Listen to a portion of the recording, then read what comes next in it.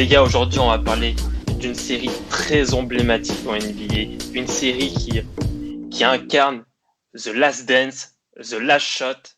Vraiment, cette série, il y a tout. C'est une série où il y a eu des records, où il y a eu des histoires farfelues, où il y a eu des grosses performances. Je parle bien sûr de la série 1998 entre les Chicago Bulls et le Utah Jazz. Et, euh, et donc, euh, juste pour Voilà. commencer, Je bande déjà là d'avance. ah ouais? Mm. Pourtant, il y a des mecs comme Stockton, tu devrais pas. Ah, c'était bien sûr ironique. Non, quand même, il y a quand même, il y a beaucoup de gassures sur le terrain, des gassures vieillissants, mais il y a beaucoup de gassures. Ah oui, il y a surtout un geste d'anthologie sur la fin dont on parlera. Mais ouais, c'est une série d'anthologie parce que déjà, c'est la dernière où on voit Michael Jordan. Donc déjà, c'est la fin d'une ère, clairement, sachant qu'après, la saison suivante, il y aura le lockout. Et donc, ça serait une saison particulière. Donc, on va dire qu'on va rentrer après dans une nouvelle ère et qu'on est clairement sur la fin d'une époque et d'une génération pour pas mal de mecs, et notamment la génération de Jordan. Ah, totalement, totalement. Bah, juste du côté de Chicago, pour citer quelques âges, Michael Jordan, 35 ans, Dennis Rodman, 37 ans, Scottie Pippen, 33 ans, mais qui joue gros cette saison parce que le mec, il a été sous-payé pendant plusieurs années. Il voit des mecs qui n'ont même pas la moitié de son talent et tout. Ils prennent des gros contrats, il n'en peut plus. En plus, il est un peu blessé, donc c'est une saison compliquée pour lui. Et on a aussi Harper qui a 34 ans. C'est vraiment une équipe très vieillissante. En face, tu as Stockton qui a 36 ans. Donc ouais, c'est comme tu as très très bien résumé, c'est la fin d'une génération et la fin aussi d'un cycle pour Chicago parce que c'est vraiment c'est la dernière saison de Phil Jackson qui a vu son contrat non renouvelé pour cause on va dire de mésententes, de Le disputes mauvais avec travail du gérant. exactement avec Jerry Krause, le gérant majeur. Ils s'entendaient plus, il fallait que ça s'arrête. Et Jerry Krause voulait vraiment, il voulait tout démolir. Il voulait que ce soit la dernière saison de cette équipe, de cette génération des Bulls. Et donc, ouais, c'était The Last Dance pour les Bulls. Euh, Mapenda, toi, ça t'évoque quoi, cette équipe des Bulls et du Jazz en 98? Comme vous avez dit, c'est une série qui est mythique, déjà, parce que pour les nombreuses choses que vous avez évoquées, et aussi sur la saison même 98. Donc, on a affaire aux deux meilleures équipes de la ligue avec le même bilan Ouais. Ouais. qui s'est affronté l'année d'avant. Et sur la finale 97 où les Bulls font le back-to-back, du coup. Mhm. Et en plus de ça, cette finale-là, elle arrive. Du coup, on se dit que Utah, ils vont vouloir prendre leur revanche. Et puis, en plus de ça, sur les deux matchs où ils s'affrontent en saison régulière, je crois que Utah gagne les deux matchs contre Chicago. Donc, il y a tout ça qui fait que ces finales-là, elles sont, elles sont quand même assez spéciales. Donc voilà, quoi. Et en plus, Ouais, clairement. le Je parcours t'en du prie, Jazz, Samy. ouais, le parcours du Jazz, en plus, enfin, ils ont le même bilan, comme tu l'as dit, Mapenda. Et après, en playoff, ils galèrent contre Houston au premier tour. Mais ensuite, que ça soit les Spurs ou les Lakers, ils en font qu'une bouchée, hein. Ouais. Oui, Et ils les massacrent, hein. Et après, étant donné qu'ils arrivent en finale, quand de l'autre côté, les Bulls ont un peu galéré contre les Pacers de Reggie Miller, on se dit que, on se dit que les Jazz, là, ils ont en plus un peu un côté revanchard et que peut-être les Bulls vont être un peu fatigués et que c'est le moment ou jamais si tu veux les prendre, quoi, les Bulls. Mais c'est vrai, hein, parce que les Bulls sont cuits hein, quand ils arrivent en finale NBA. Ils sont cuits, hein, parce que une série en 7 matchs contre les Pacers, tu gagnes, mais tu laisses beaucoup d'énergie hein, dans cette série. Hein. Tu y laisses beaucoup d'énergie. Et donc, c'est dans ce contexte-là qu'on arrive au premier game qui se joue à Utah, parce que Utah, l'avantage du terrain, il faut savoir que Utah a l'avantage du terrain malgré le fait que les deux équipes aient le même bilan, parce que Utah a gagné le match-up contre Chicago en saison régulière. Et je crois qu'ils gagnent Ouais, les deux matchs contre Chicago. c'est ça ce Du qu'il a coup, dit à Penda. Ouais. Donc du coup, c'est pour ça que Utah a l'avantage du terrain et on se dit, Utah a l'avantage du terrain. Chicago qui arrive fatigué dans cette finale NBA avec beaucoup de soucis en interne. C'est peut-être là, c'est l'année du Jazz. C'est l'année pour que le Jazz prenne la NBA. Vous êtes d'accord avec moi sur cette favori ou pas? Totalement. Parce qu'en plus, pour revenir sur les Bulls, au-delà même des playoffs du match en finale contre Indiana, etc., la saison des Bulls, est vraiment. Leur bilan est bon, mais ça se voit que c'est une équipe qui est quand même mentalement au bout du rouleau. Tu as les problèmes, comme tu disais, contractuels de Scottie Pippen. Tu as le fantasque Dennis Rodman avec ses virées nocturnes avec Carmen Electra qui fait pas mal de remous dans l'équipe et au sein. Comment? Et Hulk Hogan aussi. Oui. Et Hulk Hogan aussi, oui. C'est vraiment fou, Rodman. Et je me rappelle, j'étais petit, j'étais vraiment petit. C'était quoi, 98, j'avais 6 ans. Et je me souviens j'avais regardé à l'époque sur Canal+, le catch. Et j'avais vu Dennis Rodman arriver, foutre des coups de chaise. J'étais en PLS. Je criais comme un ouf. Franchement, j'étais comme un ouf. Je me disais, pour moi, c'était un truc de ouf. Je me disais, mais comment ça se fait? Il joue le match la veille et là, il met des coups de chaise. Comment il est au même endroit, au même moment, genre. Le mec, il va à Détroit. Le mec, il est parti à Détroit normal pour mettre des coups de chaise alors qu'il est en finale NBA. Je faisais des signes de satanique devant la télé. Waouh. Même pendant la saison, il va à Las Vegas. C'est un ouf. Il s'amuse et tout. Donc tout ça fait qu'en fait c'est compliqué pour Chicago. Et puis il y a Jordan qui lui aussi il est fatigué. Il a le poids des années malgré la première retraite. Tout ça en fait fait qu'on a un cocktail assez explosif en fait. Et on se dit que c'est baseball. Comment? J'ai dit pense au baseball. Ouais. Voilà, ils ont retourné au baseball, on dirait. En fait. Mais du coup, tout ça fait que ces finales-là, on se dit que là, Utah, ils ont vraiment une occasion de prendre leur revanche. Et enfin, au niveau de Karl Malone et Stockton, là, il y a eu des chocs en playoff et tout. Et donc là, pour eux, c'est le moment, c'est le point culminant de leur carrière pour pouvoir partir en retraite avec une bague en poche. Carrément. Premier game, Utah le prend. On se dit, voilà, ça confirme tout ce qu'on dit depuis tout à l'heure. Utah gagne ce premier match. Ouais. C'est ça, et en plus, contrairement, en fait, on a toujours parlé de la dépendance Stockton-Karl Malone, et sur ce premier match, tu as une bonne participation du banc, tu as Brian Russell qui fait un gros match aussi, 8 rebonds, 15 points. Donc tu te dis que ça y est, ils ont peut-être trouvé comment battre ces Bulls, sachant plus que c'est un match qu'ils prennent Enfin, ils sont menés. Je crois que le premier quart-temps, ils sont à égalité. Ouais. Et qu'ensuite, ils prennent les devants et qu'ils ne seront plus rattrapés du match, quoi. Et c'est un match que je trouve qui est maîtrisé, même s'il est serré. En fait, tu sens qu'il y a une maîtrise dans le jeu des Jazz qu'ils n'avaient pas forcément l'année précédente et qu'ils ne veulent pas laisser passer cette finale cette fois-ci. Ah, clairement. C'est vrai que le premier carton est très serré. C'est même Chicago qui est devant au début du premier carton. Mais t'as Utah qui va revenir sur cette fin du premier carton et c'est grâce à la seconde unité dans le deuxième carton que Utah va faire un premier écart, un écart de 8 points grâce à Shandon Anderson. Il y a dans cette seconde unité qui fait un bon passage. Il y a aussi Howard Isley, le meneur backup de Stockton. T'as aussi il y a aussi Antoine Kerr aussi qui est là, qui apporte de bonnes minutes, etc. Donc là on se dit maintenant Utah a une seconde unité qui peut faire le boulot. Vraiment, c'est sérieux le Jazz, c'est sérieux.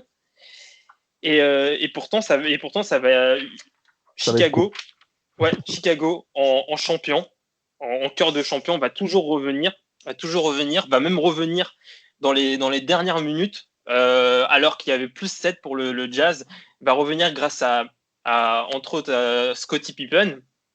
Et du coup, ils vont revenir jusqu'à égaliser et accrocher un overtime.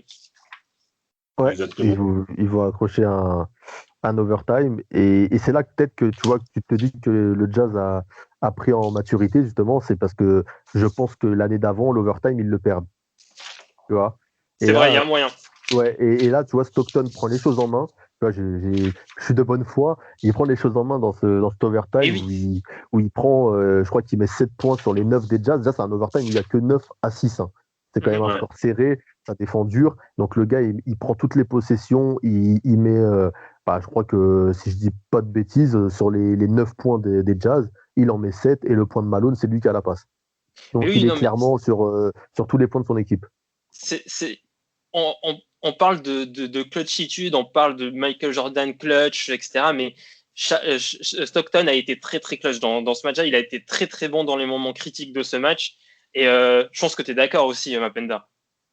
Ouais, c'est sûr que Stockton, alors qu'on lui a reproché sur l'année précédente de mettre 2 points sur certains matchs, donc là, clairement, il montre qu'il peut prendre les choses en main. Et en plus, côté Bulls, sur ce match-là, ils sont vraiment esselés, en fait, Pippen et parce que je crois que Jordan finit le match à 30 et quelques points. Mhm. T'as Pippen qui a 21 points. Et le troisième meilleur scoreur de l'équipe, c'est l'Anglais, le pivot, qui met que 10 points. Rodman, il finit le match avec 0 Zéro. points. Ouais. Donc, à partir de là, même s'il prend beaucoup de rebonds comme d'habitude, donc Ouais. je pense que c'était sur ce match-là.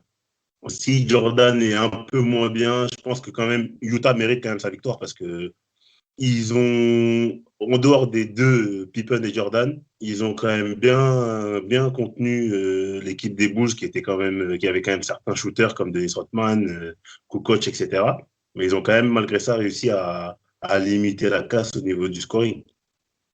C'est Ouais, ça. clairement, clairement, clairement. Et d'ailleurs, bah, du côté du Jazz, il faut aussi souligner quelque chose. Le Jazz gagne le match, mais Carmelo fait il met 21 points, mais en vrai, Carmelo ne fait pas un bon match. Il rate 16 shoots.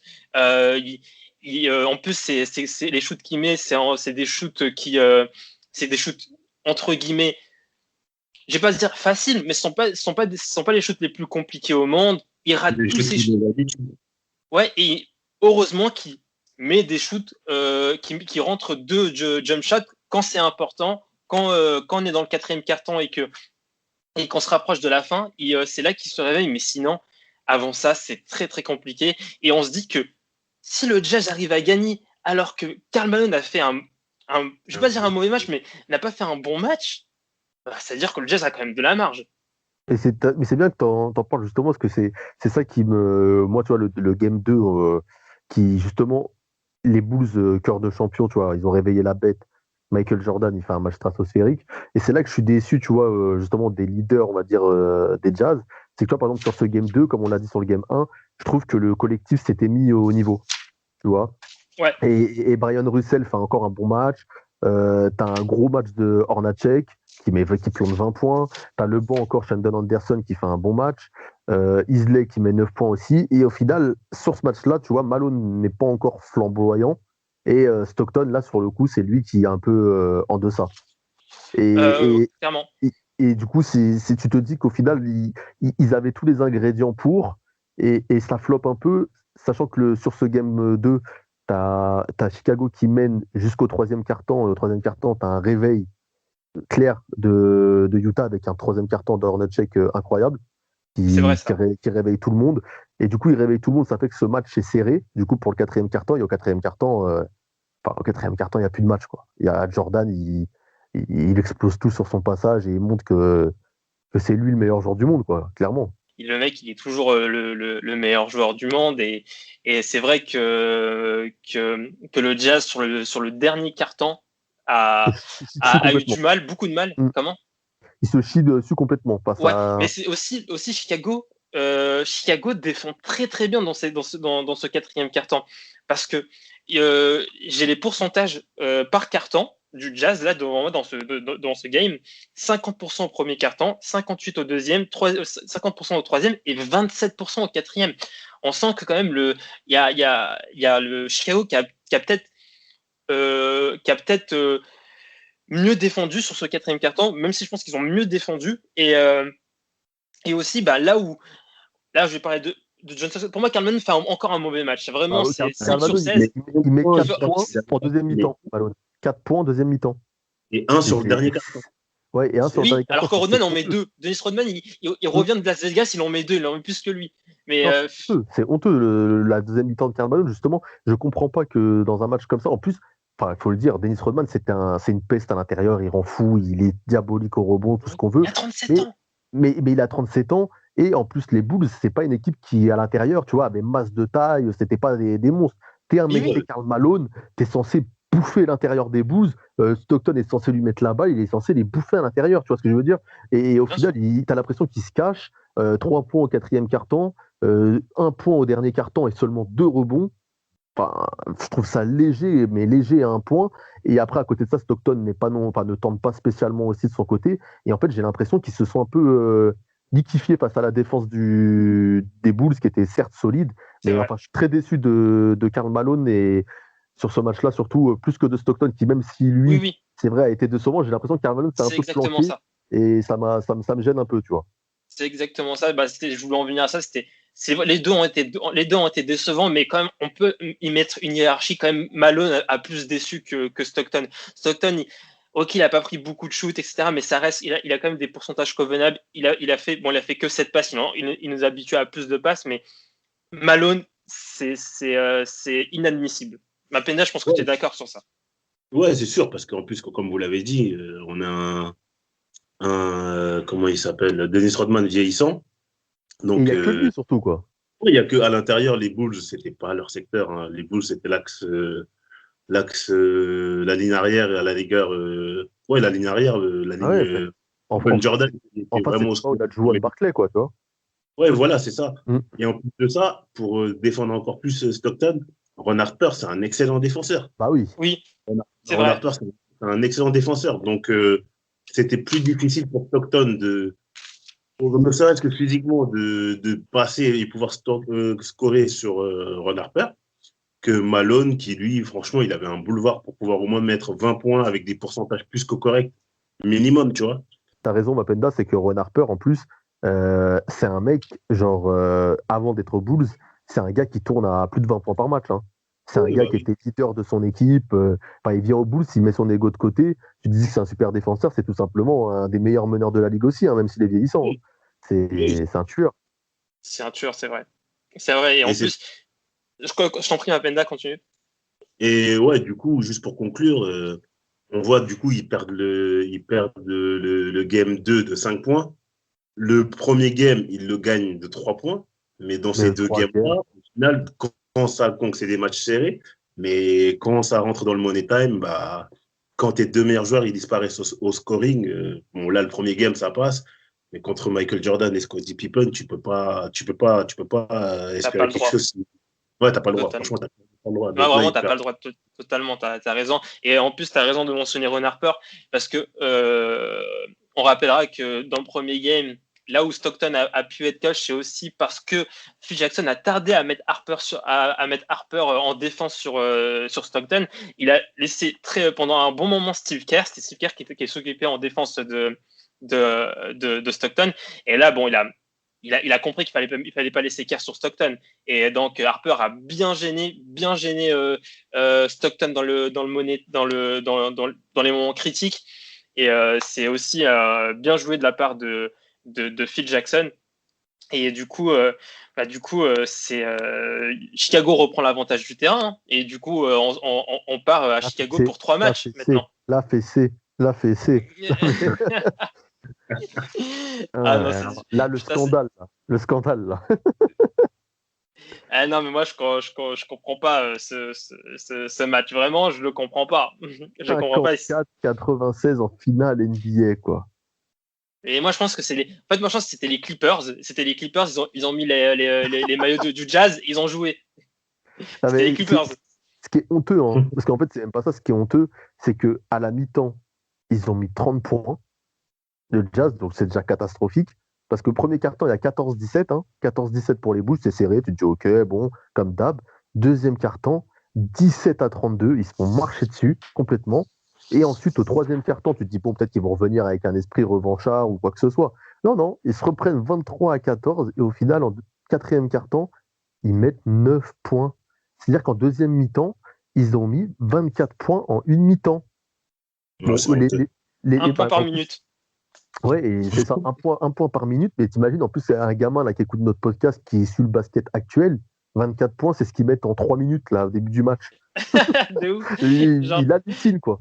tu vois un time-out à 8 minutes 45 et tu vois, il Ouais. y a déjà 21-17. Tu comprends pas. Non, mais c'est la folie, quoi. Comment tu peux faire un match pareil? Enfin, c'est honteux. Franchement, je suis sur le cul, hein. Et c'est pas comme s'ils avaient lâché le match, hein. Parce que ils jouent le troisième quart-temps. Malone, il joue encore 10 minutes, hein, sur les 12. Hein, c'est clairement la décadence totale du Jazz qui se fait marcher dessus. Enfin, je sais même pas pour vous s'il Ils faut se sont fait tuer, s'éterniser sur ce match-là, mais c'est tellement honteux qu'en vrai, on devrait le passer. Non, mais vraiment, c'est exactement ça. En fait, t'as rien à dire sur un match comme ça. Il y a une équipe qui, était qui a joué avec une agressivité d'un match 3 de NBA Finals, d'un match 3 où il y a 1-1, et t'as une équipe qui est arrivée en mode saison régulière. Ils sont pas venus avec l'agressivité pour pouvoir gagner ce premier match à Chicago. Et bon, aussi, il y a aussi le système défensif des Bulls qui a un peu changé sur ce match où Scottie Pippen défendait un peu plus sur Stockton, surtout au moment où quand Stockton remontait la balle, etc. Tu avais plus Pippen qui était là et ça gênait beaucoup Stockton. Et quand tu gênes beaucoup Stockton, tu entraves quand même pas mal l'attaque du Jazz. Et aussi, il faut rappeler, parce qu'on ne l'a pas dit depuis le début du podcast, le Jazz qui met 54 points, le Jazz, c'est sur l'année 97-98, c'est l'équipe qui est première au offensive rating de NBA. Hein. C'est une équipe offensive, le Jazz. Hein. C'est pas une équipe défensive du tout. C'est offensif. Ouais, bien sûr, t'as raison. Et sur les 54 points, en plus, t'as 22 points de Malone, quoi. Tu te rends compte que le mec, il a mis. Mais lui, il se réveille que quand il y a des. Ouais, lui, il se réveille au bout. Ce match-là, il aurait dû le faire. Le match d'avant, il aurait dû faire ce match-là au game 2. Il a mis autant de points que son équipe en deuxième mi-temps. Et vas-y, mais lui, là, par contre, il m'énerve parce que là où il fallait qu'il mette autant de points que son équipe, ou là, c'était au game 2, parce que si le Jazz menait 2-0, c'est vraiment une toute autre série. Ouais. Mais parce que pourquoi j'en veux beaucoup à Malone? En fait, Karl Malone, en face, il a Dennis Rodman et Luc Langley. On l'a déjà dit, mais c'est Dennis Rodman qui a 37 ans, qui part à Las Vegas, qui va faire du catch à Détroit en pleine série. Le mec, il va mettre des coups de chaise sur Hulk Hogan, etc. Mais ce qui est pire, et t'arrives pas à dominer. Mais t'as raison, mais pour continuer sur ton débat, meilleur rebondeur du match, c'est Ron Harper. Le meneur, 10 rebonds. Mais enfin voilà. Et du coup, Game 4, qu'est-ce qui se passe, Rafik? Eh ben, Chicago enfonce le clou, hein. Chicago enfonce le coup, mais cette fois-ci, Utah s'est réveillé. On a eu un match de niveau Finals NBA de Utah, mais 3-1 pour Chicago. C'est ouf. Chicago va le faire. Ouais, 3-1 pour Chicago. Puis en plus, tu sens pas, je trouve, une grosse rébellion côté Jazz. Tu as l'impression que ce match-là, le Bulls le domine, on va dire, tu sais, du début à la fin. Tu sais, c'est serré, mais tu sens pas que le Jazz va le faire. C'est vrai, non, mais c'est vrai. Le comme le game 1. 4 points. Ouais. Mais en fait, ils mènent de 4 points, tu sais, au premier carton. Et s'ils gardent les 4 points d'avance jusqu'à la fin, ça bouge pas. C'est vrai. C'est vrai. Ils ont réussi à maintenir le Jazz et t'as Rodman qui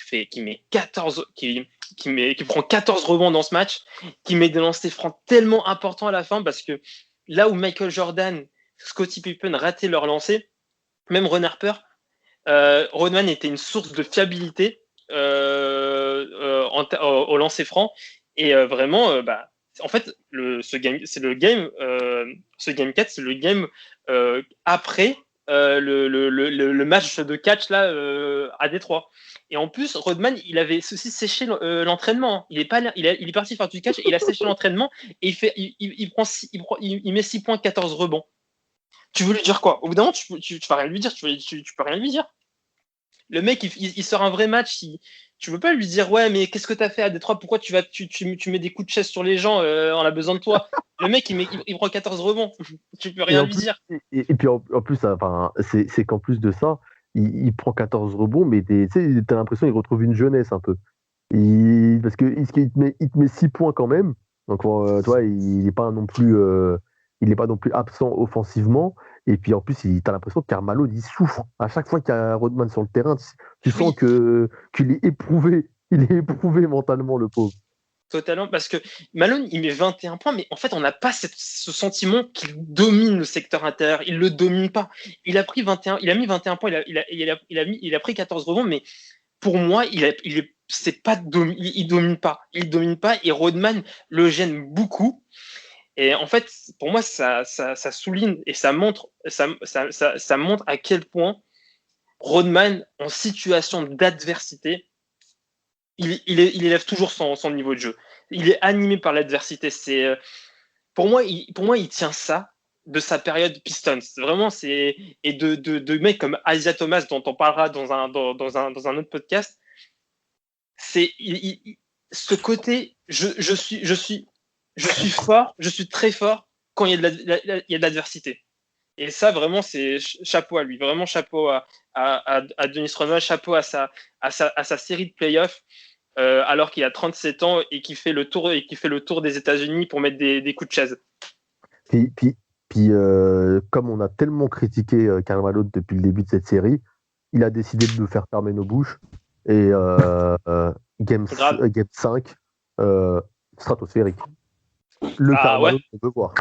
Bah là, c'est le Karl Malone qu'on aurait dû voir depuis le début de la série. Hein. Ou au moins, on va pas faire les mecs sévères, ça. Au moins, on aurait dû avoir ce Karl Malone dans le Game 7 au moins une fois sur le Game 1, Game 2, Game 3, Game 4. Pour moi, le Karl Malone, il arrive trop tard. Vraiment. Et c'est dommage. C'est vraiment dommage pour le Jazz. Là, il nous met 39 points, 9 rebonds. Là, enfin, on voit qu'il domine. Et je dis pas ça uniquement parce qu'il a mis 39 points, mais c'est vraiment, il arrache tout à l'intérieur. Il arrache tout. C'est vraiment, j'ai cette scène de H là où t'as le mec qui dit on pète tout. Je sais pas si tu vois cette scène-là. C'est on pète tout. Et du coup, dans sa tête, c'est pour ceux de Machin Capri. Voilà, exactement. Et aussi, bon, faut aussi qu'on j'ai envie qu'on parle d'un joueur de Chicago dont on n'a pas trop parlé depuis le début du podcast, mais qui fait vraiment une belle série. C'est Kuka, quoi. Coach, vraiment, il fait une belle série. Là, ok, on parle de lui parce qu'il a mis 30 points, 11 sur 13 dans ce match-là. Même avant, il fait des bons matchs. Hein. Avant, il met des points importants. Oh, clairement, c'est numéro 3. Bon. Exactement. Et il est fiable, vraiment, il est fiable. C'est quand Pippen et MJ sont dans le dur, vraiment, tu peux compter sur lui. Hein. Vraiment, il n'y a pas de souci. Tu sais qu'il ne va pas te lâcher. Non, mais les Bulls, franchement, c'est même. C'est grave quand même. Ils ont Jordan, Pippen, Kukoc, Ron Harper, Dennis Rodman. Même les Nets, là. Luc Langley, hein. Mais Luc Langley, c'est quelqu'un. Ouais. Steve Kerr, Scott Burrell. Même les Nets, là, avec leur Big Tree de mes fesses, là. C'est la même chose, quoi. Les Nets actuels, là. C'est la folie, quoi. Et les mecs, ils ont des All-Stars à tous les postes, limite. C'est ouf. Franchement, c'est ouf. Vraiment, les Jazz se donnent une bouffée d'oxygène et se donnent une raison d'y croire pour le Game 6. Et puis ce Game 6, ça va être serré jusqu'au bout.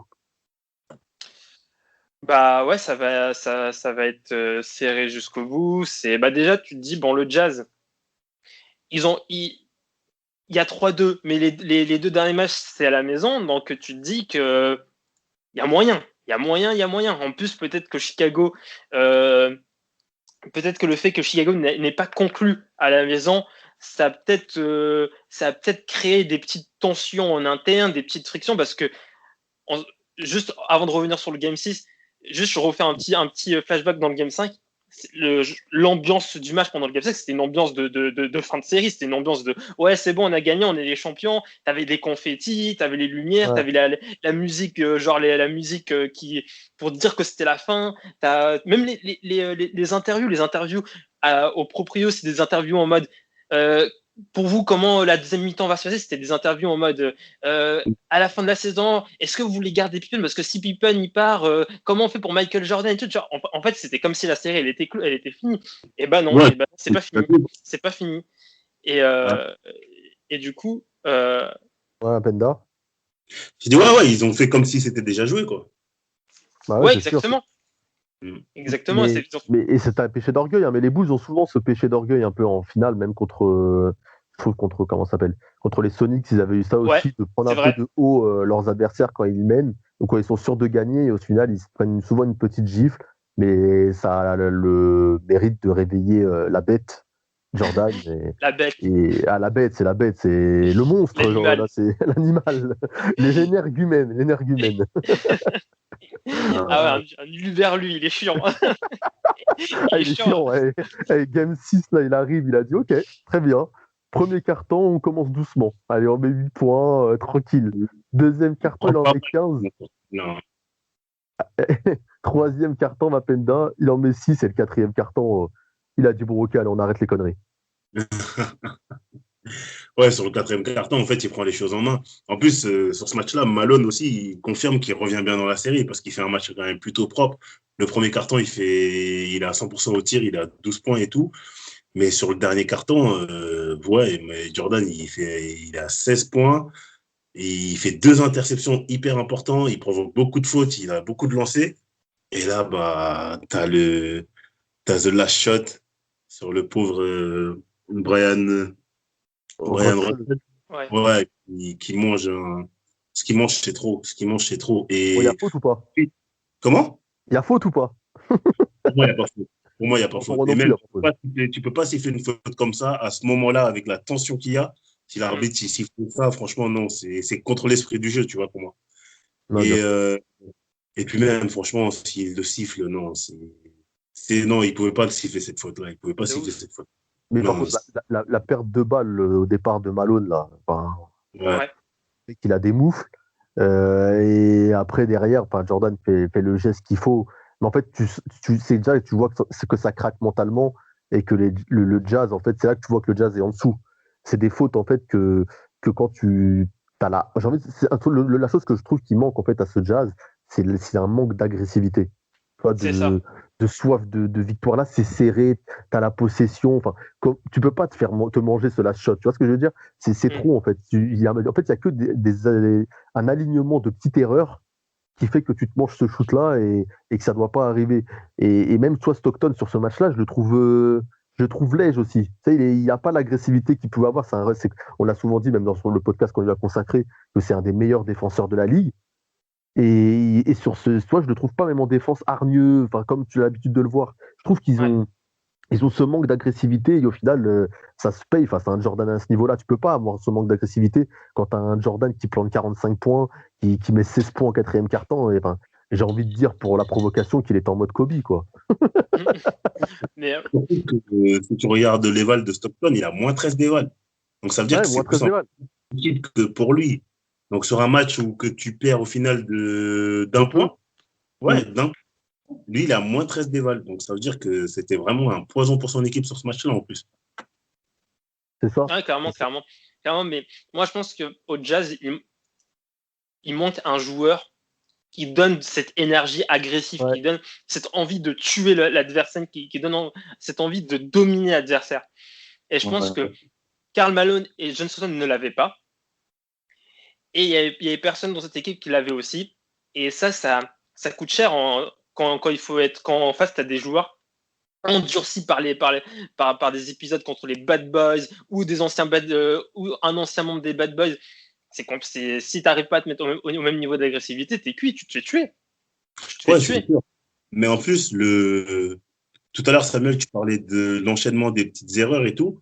Mais après, le truc qu'il faut souligner aussi, c'est que les Bulls, sur cette période-là, tous leurs adversaires en playoff, ils ont un avantage psychologique, en fait, sur eux. Très En fait, clairement, on dirait que même. il y a un sentiment de soumission, c'est ça. Ouais, voilà, c'est ça. Même si sur certains matchs, on a plus l'impression que quand les Bulls perdent, c'est parce que les Bulls se relâchent, en fait. Mais quand Jordan décide de mettre la cape et que tout le monde est au diapason, bah, ils sont imbattables, en fait. Et Imbattable. ouais, franchement. Et c'est surtout que, en fait, on dirait limite que les adversaires, ils ont un sentiment d'impuissance, comme certains. Et ouais, Non, mais c'est totalement ça. Et je pense qu'il y a un truc qui illustre très très bien ce que tu viens de dire, c'est que les Bulls, sous Jordan, en 6 finales NBA, ils n'ont jamais fait de Game 7. Et ça veut dire quelque chose. C'est que les Bulls, c'est eux qui décident. Ouais, c'est ça. Il n'y a pas de si ouais, tu joues bien. Non, c'est nous, on décide. Reste assis. Exactement. T'as 2 matchs, on va finir. Tu n'auras jamais 3 matchs. Mais au final, quelle équipe, parce que tu vois, on va prendre un peu large sur les Bulls et sur cette finale qui a été remportée encore une fois par eux. Pour vous, quelle équipe, tu vois, a posé le plus de problèmes en finale NBA, on va dire, à ces Bulls? Parce qu'en fait, j'ai l'impression, tu as raison, que ça a été toujours bis repetita et qu'au final, c'était peut-être ce Jazz-là de cette saison qui aurait été les plus durs à affronter parce qu'ils auront quand même poussé les Bulls à gagner des matchs très serrés, hormis ce Game 3 catastrophique, quoi. Ouais, c'est sûr. Mais après, je pense que là où, comme par exemple, tu dis quelle est l'équipe qui a le plus posé de problèmes, moi, je pense que là où Seattle se démarque de Utah, c'est que Seattle montre moins cette peur, en fait, que peut avoir Utah ou parce qu'ils ont d'autres rien équipes. À perdre, pas pareil. Voilà, c'est des gangs, leur équipe, elle est trop gang. Et t'as des mecs comme Rikowski, c'est des ouf. Ouais, voilà, lui, quand il rentre sur le terrain, il veut prendre le ballon sur chaque action s'il peut. Il veut faire des interceptions sur chaque action. Ils ont une équipe plus jeune aussi, tu vois. Donc parce que ce qu'il y avait Seattle, t'as raison, Apenda. Ouais. Ce qu'il y avait Seattle par rapport à, en fait, au Jazz ou même aux Blazers ou aux Sixers de notre ami Barclay, c'est qu'en fait, quand les autres avaient cette star qui voulait concurrencer Jordan, on va dire. Tu vois, genre que ça soit Barclay, Drexler ou même Ola, Stockton et Malone, le duo, tu vois, ils voulaient détrôner Jordan un peu. Alors que comme c'est une surprise à l'époque, les Sonics, ils sont un peu décomplexés. C'est genre nous, on doit pas être là normalement. Donc on va aller les chercher, on va voir ce qu'on peut montrer. Et au final, c'est peut-être eux qu'on fait le plus chier, t'as raison, parce qu'au final, les Jazz sur cette deuxième série, on est clairement sur un goût d'INHP et on est quand même déçus, quoi. Mais faut pas oublier quand même, il y avait 3-0. Hein. Il y avait 3-0 pour les Bulls. Il y a 4-2 au final, mais il y avait 3-0 pour les Bulls. Bien sûr. Ils étaient dans la gestion. En vrai, ils ont donné 2 matchs. Mais voilà, c'est en mode OK, on en donne 2. C'est encore comme là, c'est OK, on vous a laissé 2, mais c'est bon. Je crois qu'ils ont fait limite exprès pour finir à la maison devant le public. C'était juste pour ça. Il y avait quand même une marge, tu vois. Cette victoire-là, elle est totalement logique. Ouais, clairement. Du coup, le mot de la fin, les gars, est-ce que vous conclurez sur quoi? Pour moi, Jordan, 6 finales, 6 victoires. Donc pour moi, le débat sur le GOAT, juste avec ça, il se pose même pas, tu vois. Mais bon, je vais laisser grave. Vladimir, il va être vénère. Grave. Et moi, j'ajouterai quelque chose. Est-ce que LeBron James, est-ce qu'il a une action comme a eu Michael Jordan dans ce Game 6 contre le Jazz, c'est-à-dire intercepter le ballon et mettre ce dernier shoot. Vraiment, là, c'est gratuit. Là, ça va être gratuit. C'est gratuit pour LeBron, mais LeBron n'a pas de shoot comme ça. Contre les Warriors, il a quand même la remontée. La remontée qui, avec les Cavs, là, où il y a avec lui Irving, ils prennent feu. Et on va dire que c'est quand même une remontée mémorable, tu vois. On va quand même leur accorder ça. Tu vois, il n'a pas cette action au poster. Mais il n'a pas ce poster. Exactement. Voilà. Moi, pour conclure, je dirais que c'est quand même une finale qui a fait énormément de mal, puisque, presque, j'ai envie de dire, 20 ans après, Malone et Stockton refuseront de participer à The Last Dance.